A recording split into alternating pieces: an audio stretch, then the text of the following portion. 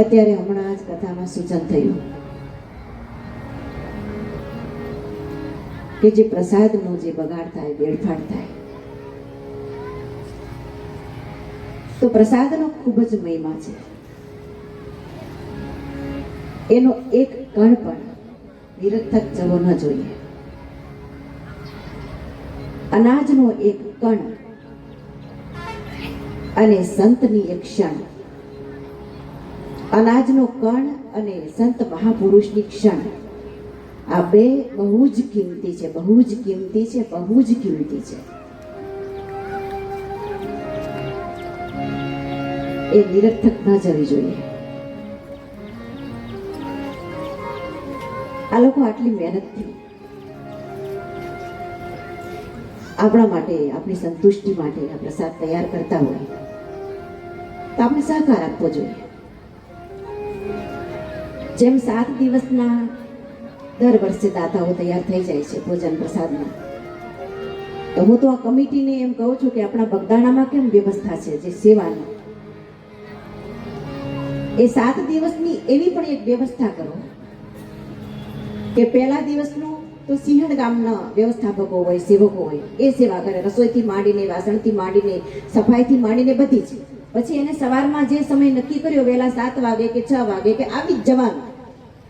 એક દિવસ થઈ ગયો, બીજા દિવસ આજુબાજુના કેટલા ગામથી તમે કથા શ્રવણ માટે આવો છો, તો 7 દિવસની સેવા તમે સ્વીકારી શકો. તો આ કામ બહુ જ સહેલું થઈ જશે.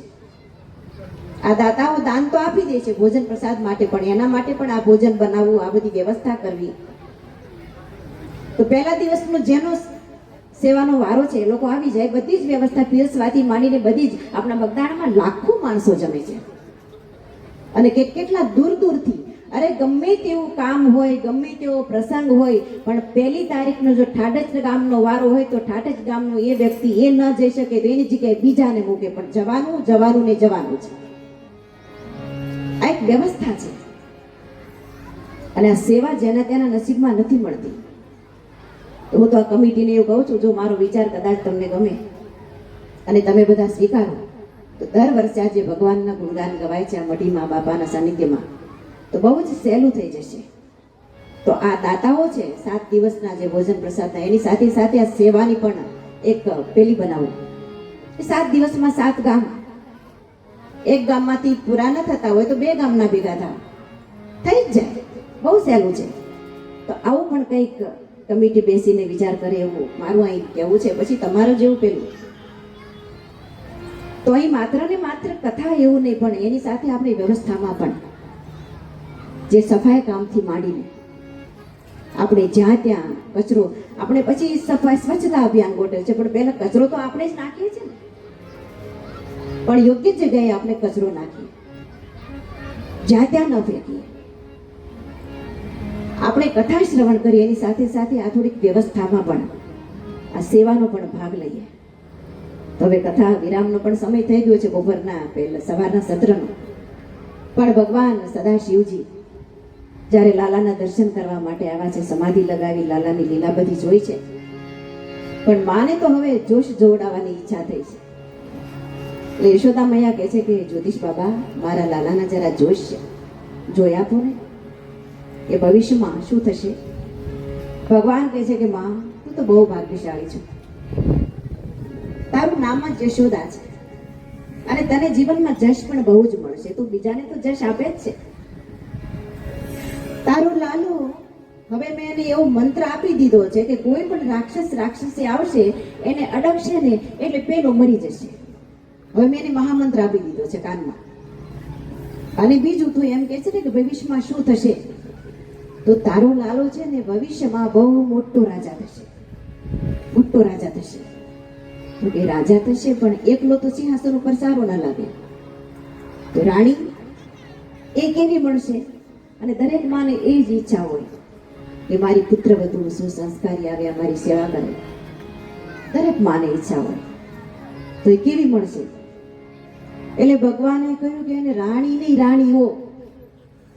રાણીઓ યાની એટલે શું 2-3 રાણી? તો 2-3 નહીં, તો કે કેટલી? 16,108 રાણીઓનો ધણી થશે. અરે બાબા એવું તમે જોશ ના ભાખો, એકાદ બે હોય તો એનો પહોંચી વળાય. અને આટલી બધી રાણીઓ તો કે માં તું ચિંતા નહીં કરીશ, બધીને પહોંચી વળશે, એવો તારો લાલો થશે. જોશ જોયા. ભગવાન સદાશિવ લાલાની પરિક્રમા કરી પોતાના ધામ તરફ પ્રયાણ કરે છે અને આ બાજુ કંસ સભા ભરીને બેઠો છે. પેલી આકાશવાણી ભૂલી શકાતી નથી કે તારો કાળ તો ક્યારનો જન્મી ચૂક્યો છે અને સલામત સ્થળે પહોંચી ગયો છે, તો એને શોધવો કેમ? આ બધી ચર્ચા વિચારણા થાય છે અને એ પછી શું એનો નિર્ણય આવે છે આપણે બપોર પછીની કથામાં લઈશું. અત્યારે કથાને વિરામ. હરિઓમ તત્સત. હરે કૃષ્ણ હરે રામ રાધે ગોવિંદા. હરે કૃષ્ણ હરે રામ રાધે ગોવિંદા. હરે કૃષ્ણ હરે રામ રાધે ગોવિંદા. હરે કૃષ્ણ હરે રામ રાધે ગોવિંદા.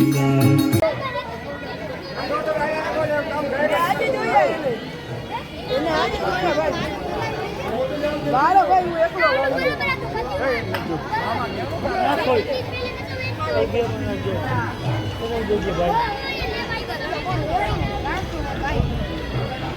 ગામનો ભાઈ ખોટું ખોટું બહાર કરે. મને હું કે ખબર, મને હું કે ખબર